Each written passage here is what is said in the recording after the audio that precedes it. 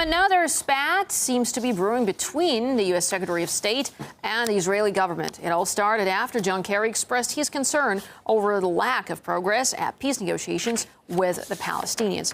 Well, Mr. Kerry, who has been holding back and forth talks with both sides, said over the weekend that the status quo being maintained by Israel is not sustainable.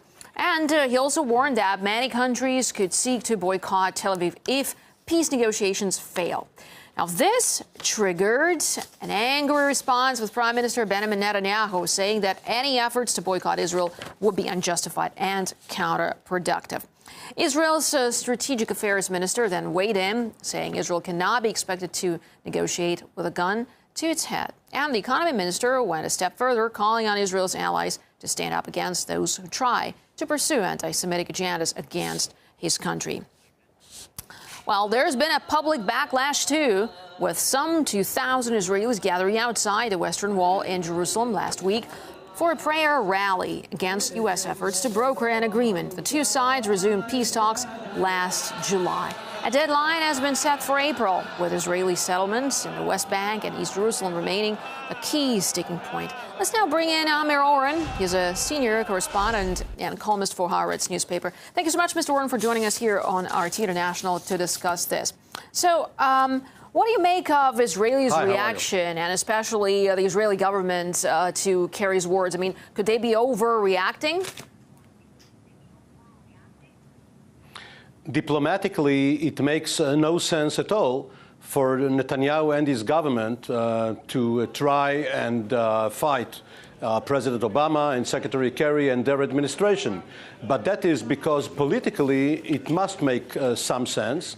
The target audience is the Israeli public as the deadline approaches for the Kerry outline, the framework agreement between Israel and Palestine to be unveiled, and because this particular framework is going to be palatable to most of the Israeli public, Netanyahu is aiming at his right flank. His political base within the Likud party and with other parties and groups to the right of it is against the Kerry paradigm, and therefore it all means that Netanyahu, rather than starting to lay the ground publicly for an acceptance of the Kerry proposals, is going to be actively working against them. All right. Well, as we know, business and politics often go together, and some of the European businesses have already stopped or limited trade with Israeli businesses in West Bank settlements. Why does that not concern Israel, or does it? Long term, it does concern Israel to a great extent.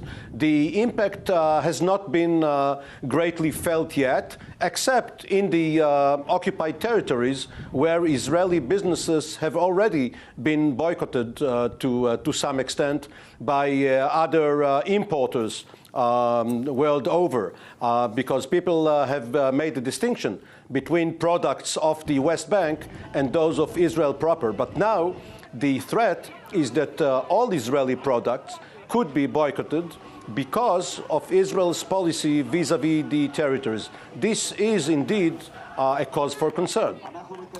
And in your opinion, will the Israeli government ever back down to the question of settlements?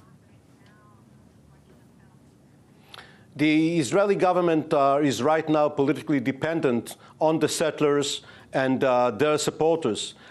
Israel must have another round of elections and another sort of coalitions or governments before it can sign the sort of peace agreement that Secretary Kerry is probably preparing. However, Palestinian President Mahmoud Abbas must come forward and help those pro-peace groups in Israel fight the Netanyahu government policy, because up to now, Mahmoud Abbas, has been too silent on his part of the deal.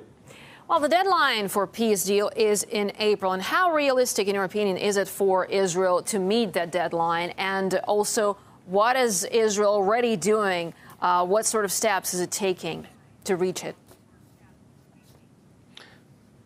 It's quite a flexible due date. It's not really a deadline because it could move backwards or forwards a few weeks or even months. It is only a framework agreement. This is not the peace deal, the end of claims, the end of the conflict that everybody here has been hoping for, but not everyone has been willing to pay the price for.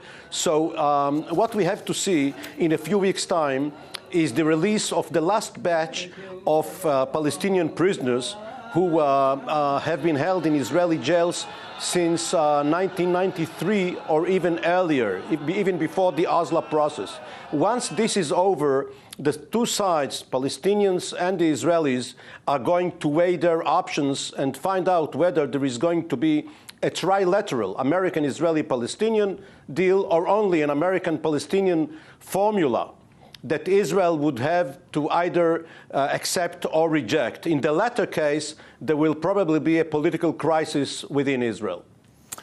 All right, Amir Oren, senior correspondent for Haaretz newspaper, thank you so much for your views here on RT International.